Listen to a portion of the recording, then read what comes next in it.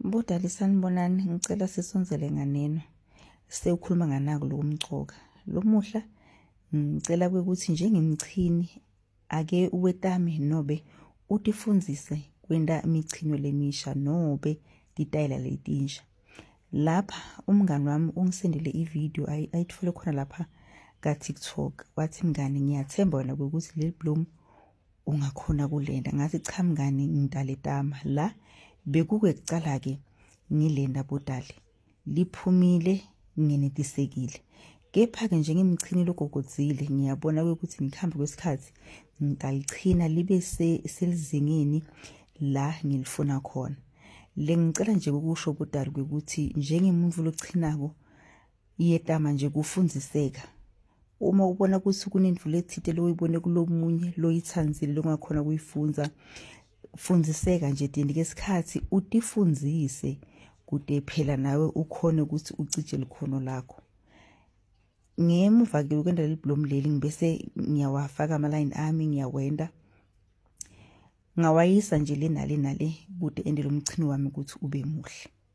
Lokhu mcoka ke nakakhulu Bodali, ngihlale ngisho le ndvuke ukuthi njengemchini kufanele ube nesitfombe lesithite engcondvweni lesita kuphi direction yokuthi wendani manje.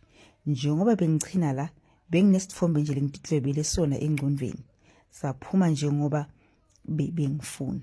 So fundziseka njengemuntu lochinako kuze ukhone ukucija likhono lakho. Kufanele utifundzise, ufundziseke, upractice, ucikelele ukuthi umsebenzi wakho uyatinika isikhathi ulilole likhono lakho Bodali.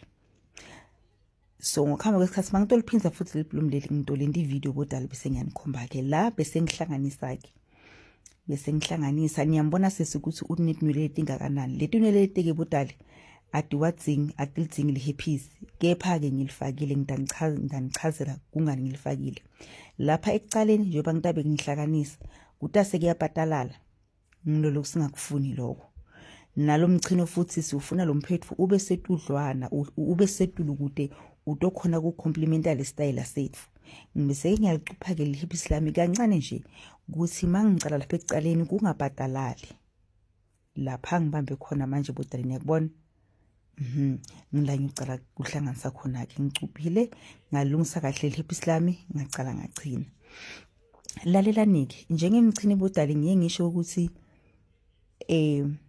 kulungele ngathi ngayibi kanjani indzaba le. Kulungele ukuthi la kufanele wende linjinjo khona ukhona ukulibona ulende kude umchini wakho ube muhle.